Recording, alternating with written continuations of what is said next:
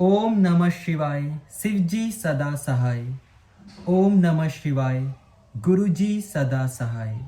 जय गुरु जी, सात संगत जी, सारे संगत परिवार को मेरा नमस्कार और जय गुरु जी, शुक्राना गुरु जी। संगत जी, आज मैं फिर से आप सभी के लिए गुरु जी की एक प्यारी सी संगत जी का एक बहुत प्यारा सा सत्संग आप सभी के बीच लेकर आ गया हूँ। संगत जी, हमेशा की तरह गुरु जी का ये सत्संग भी बहुत अद्भुत है और संगत जी, इस सत्संग में आप सभी को बहुत ज़्यादा ब्लेसिंग्स मिलेगी।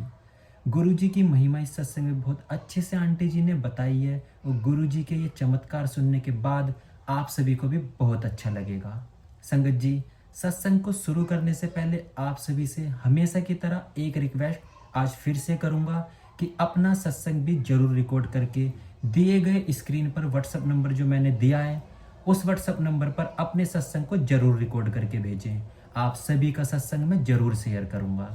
चलिए संगत जी, अब चलते हैं सीधा सत्संग की तरफ। शुक्राना गुरु जी। जय गुरु जी, प्यारी संगत जी। जय गुरु जी, शुक्राना गुरु जी। ओम नमः शिवाय। शिव जी सदा सहाय। ओम नमः शिवाय। गुरु जी सदा सहाय।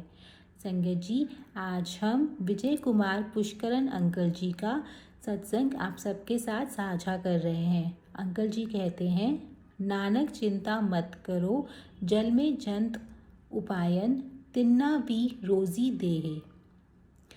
मैं गुड़गांव के सेक्टर 56 में 2003 में रहने के लिए आया। मुझे पता लगा कि यहाँ पर कोई भी मंदिर नहीं है। प्रभु कृपा से मेरी पहल पर मंदिर निर्माण के लिए स्थानीय नागरिकों का एक संगठन बनाया गया। थोड़े समय पश्चात फरवरी 2004 में हरियाणा नगर विकास निगम ने धार्मिक स्थान बनाने के लिए 1000 वर्ग गज भूमिखंड देने का निर्णय लिया। हमारे संगठन ने सेक्टर 56 में ऐसे एक भूमिखंड के लिए आवेदन दिया।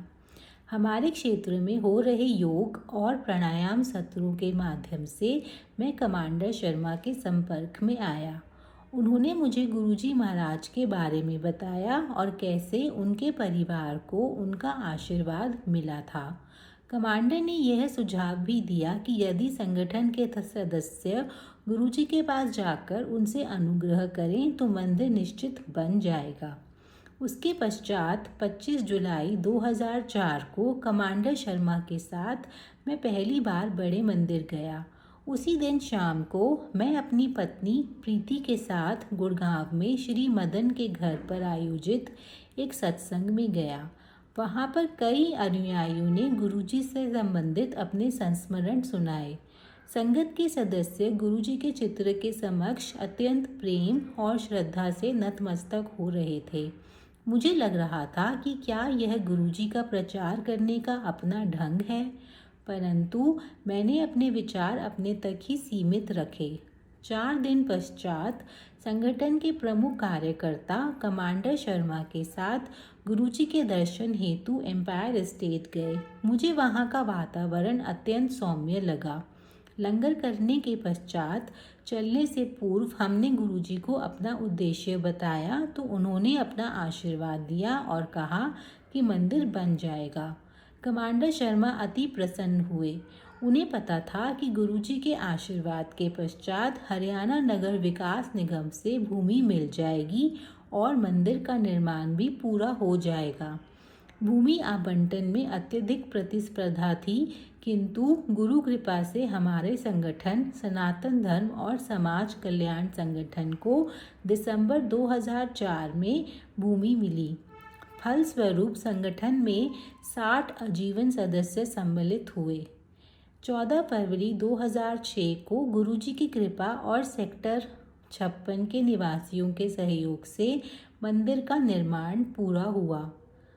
चूँकि मुझे गुरुजी के यहाँ अच्छा लगा था, मैंने प्रीति से पूछा कि वहाँ पर चलना चाहेगी, तो उसने मान लिया।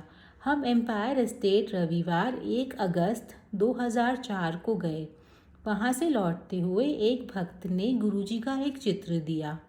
दर्शन के पश्चात प्रीति अति प्रसन्न थी और उसने कहा कि वह बहुत समय से गुरुजी जैसे स्थान जहाँ शांति प्राप्त हो की कल्पना करती रही थी। 1998 से प्रीति को अनेक स्वास्थ्य समस्याएं थी। उसे गर्भकला अस्थानता थी, ओवेरियन सिस्टस और फाइब्रॉइड्स थे। हम होम्योपैथी, आयुर्वेदिक और एलोपैथिक के चिकित्सकों के चक्कर काटते रहे थे, किंतु उपचार नहीं हो सका था। अगस्त 2003 में उसकी शल्य क्रिया में उसके अंडाशय और गर्भाशय निकाल दिए गए थे। यद्यपि उसे 2 माह कोई समस्या नहीं हुई थी, लेकिन उसके बाद उसकी वेदना फिर आरंभ हो गई थी।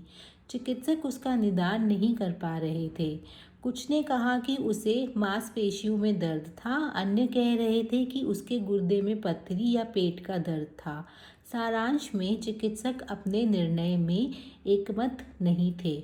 गुरुजी के दर्शन के 3 दिन बाद 4 अगस्त 2005 को रात्रि में प्रीति को गुर्दे के क्षेत्र में अत्यधिक पीड़ा हुई।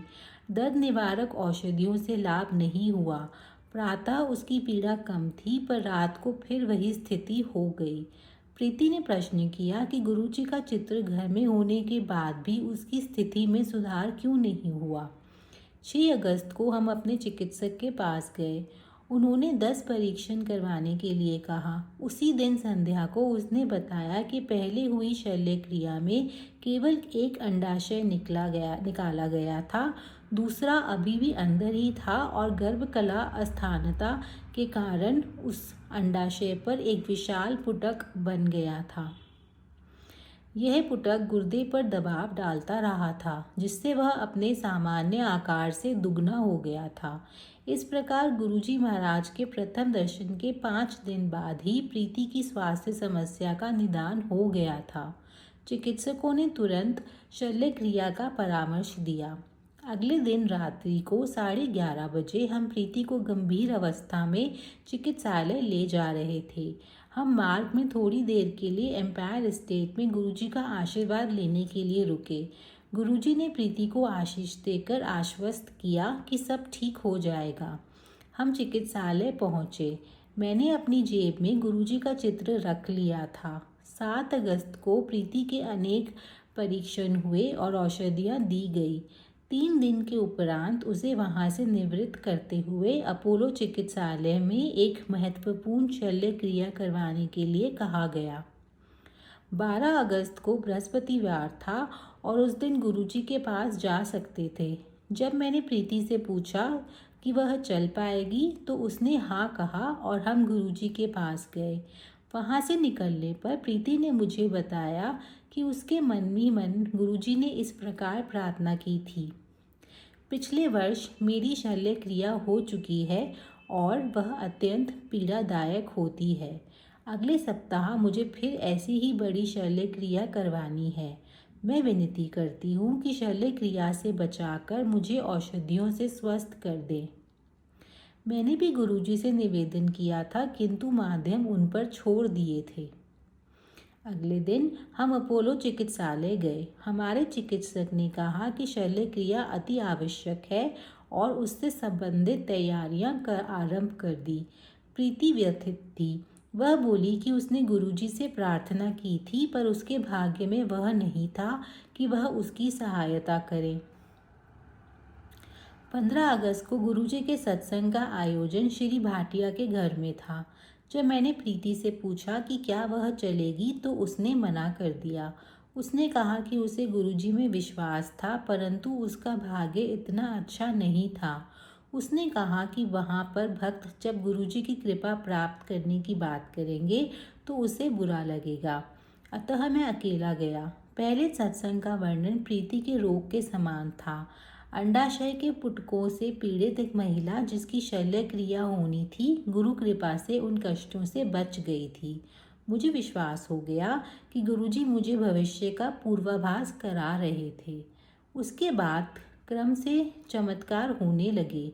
चिकित्सक जो प्रीति की शल्य क्रिया करने को तत्पर थे, प्रीति का सुधार देखकर दंग थे। कुछ ही दिनों में चिकित्सकों ने कहा कि उसके पुटुक का आकार घटकर 30% शेष रह गया था, जिसका उपचार औषधियों से संभव था। तब से प्रीति के स्वास्थ्य में लगातार प्रगति होती रही है। वह कम से कम औषधियाँ ले रही है और उसे शल्य क्रिया की आवश्यकता ही नहीं पड़ी। प्रीति को वही मिला जिसके लिए उसने विनती की थी। शल्य क्रिया करवाए बिना औषधियों से उपचार, गुरु कृपा के लिए हम उनके अत्यंत आभारी हैं। गुरुजी के पास जाकर उनको कुछ कहना ही नहीं पड़ता। उनके चरणों में जो भी आता है वह उसका ध्यान रखते हैं। गुरुजी महाराज के पास आने के पश्चात हमारे जीवन में नाटकीय परिवर्तन आया है। पहले मुझे जीवन के सब पहलुओं की चिंता लगी रहती थी। यह प्रवृत्ति अब समाप्त हो चुकी है। अब मुझे ज्ञात है कि गुरुजी हर समस्या का ध्यान रखते हैं। कोई भी स्थिति गुरुजी द्वारा रचित है। गुरुजी अपने भक्तों से बहुत कम बात करते हैं, किंतु ध्यान सबका करते हैं। उन्होंने 8 अक्टूबर को मुझे कहा, जा तेरा कल्याण कर देता। उस दिन से मेरे जीवन में परिवर्तन आने लगे। मेरा व्यावसायिक जीवन बदल गया। मैं एक व्यवसाय कर रहा था, किंतु उसमें मुझे संतोष नहीं था और उसे बदलना चाह रहा था। किंतु जीवन के 5वें दशक के मध्य में ऐसा सरल नहीं होता और मुझमें ऐसा करने का साहस नहीं था। लेकिन गुरुजी मुझे अनेक नाजुक परिस्थितियों से बाहर निकाल कर लाए। बाहाँ पकड़ गुरु काया, सो ही उतरैया पार। मैं अपना पिछले व्यवसाय 16 अगस्त 2005 को बंद कर दिया। गुरु कृपा से अब मुझे अपने नए व्यवसाय में अधिक पारितोषिक मिलता है। अब मैं एक राष्ट्रीय उपक्रम की योजना बना रहा हूँ, जिससे मुझे व्यवसायिक संतोष भी मिलता है। इस परिवर्तन की अवधि में गुरुजी की दया से मैं संभला रहा। एक शब्द के शब्द हैं, नानक चिंता मत करो, चिंता तिस ही है, जल में जंत उपायन, तिना भी रोजी दे। इस समय मेरा मकान भी बन रहा था। जब भी किश्त देने का समय आता तो मेरे सामने आर्थिक कठिनाइयाँ आती थी। मैंने गुरुजी को कुछ नहीं बताया, लेकिन उनको पता था। जब भी धन की आवश्यकता होती थी वह आ जाता था। जिन्होंने मेरी सहायता की उन्होंने उसकी वापसी के लिए कभी शीघ्रता नहीं की। 1 वर्ष के उपरांत 16 मई 2006 को मुझे अपने घर की चाबियां मिल गई और 19 मई को मैंने उन्हें गुरुजी के कमल चरणों में रख दिया। आर्थिक संकट की अवधि में उन्होंने ही मेरी सहायता की थी। मेरे लिए गुरुजी ईश्वर हैं। प्रतिदिन मैं एक मंदिर में जाया करता था। मैं अनेक देवी देवताओं की पूजा करता था। अब मुझे गुरुजी में प्रत्येक देवी देवता दिख जाते हैं। एको नाम धिये मन मेरे। मुझे अब मात्र एक मंत्र पता है, ओम नमः शिवाय, गुरुजी सदा सहाय। मैंने अपने सम्मुख ईश्वर को देखा है। मुझे अब कहीं भी अन्यत्र जाने की आवश्यकता नहीं है। मेरी खोज गुरुजी के कमल चरणों में आकर समाप्त है। फरवरी 2005 में एक दिन मैं अपने कार्यालय जा रहा था कि मैंने एक 20 वर्षीय सुरक्षा कर्मी को सड़क पर पड़े हुए देखा। कुछ लोग उसे घेर कर खड़े हुए देख रहे थे। मैंने उसका मुंह खोला तो वह सांस ले रहा था, किंतु उसके साथ उसके मुख से रक्त और झाग निकल रहे थे। उसकी ये अवस्था देखकर स्पष्ट था कि उसके जीवन का कुछ ही समय शेष है। मैंने अपनी आंखें बंद कर गुरुजी से उसे बचाने के लिए प्रार्थना की। आंखें खोलने पर मैं चकित रह गया। आधे मिनट में वह उठकर खड़ा हो गया था। मैंने गुरुजी को धन्यवाद दिया और उससे उसका नाम और पता पूछा। उसके सही उत्तर से प्रतीत हुआ कि वह ठीक था। मैं अपने कार्यालय गया। मुझे आभास हो गया था कि गुरुजी सदा हमारे साथ हैं। जब भी हम उनको याद करते हैं वह उत्तर देते हैं। जब मुझे गुरुजी के मंदिर में आते रहने से पूर्ण शांति मिल गई थी, मैंने सद्गुरु को अपने परिवार के सब सदस्यों को अपने कमल चरणों में स्थान देने का अनुरोध किया। गुरु कृपा से मेरे माता पिता, मेरे दोनों भाई और उनके परिवार, मेरी सास, मेरी पत्नी के भाई और उनका परिवार, सबको उनकी शरण मिली है और उनको भी अनेक अनुभव हुए हैं। गुरुजी ने हर एक को शांति, स्वास्थ्य और समृद्धि प्रदान किए हैं। सबकी प्रवृत्ति में परिवर्तन हुआ है। अब परिवार में अत्यंत प्रेम और सुख शांति है। यहीं पर अंकल जी ने अपने सत्संग को पूर्ण किया है। जय गुरु जी, शुक्राना गुरु जी। संगत जी, कैसा लगा आप सभी को गुरु जी का ये प्यारा सा सत्संग? अगर आप सभी को पसंद आया हो तो लाइक करें, शेयर जरूर करें इसे, ताकि सारी संगत जी के पास गुरु जी की ये ब्लेसिंग पहुंच सके। संगत जी, कमेंट में जय गुरु जी लिखना बिल्कुल ना भूलें। अब मैं गुरु जी से आज्ञा लेता हूँ और करता हूँ इस सत्संग को यहीं विराम, और एक प्यारे से सत्संग की भी तैयारी करता हूँ जो आप सभी के बीच मैं नेक्स्ट टाइम लेकर आऊँगा। चलिए संगत जी, अब मैं मिलता हूँ किसी अगले सत्संग में। तब तक के लिए आप सभी को मेरा जय गुरु जी, शुक्राना गुरु जी।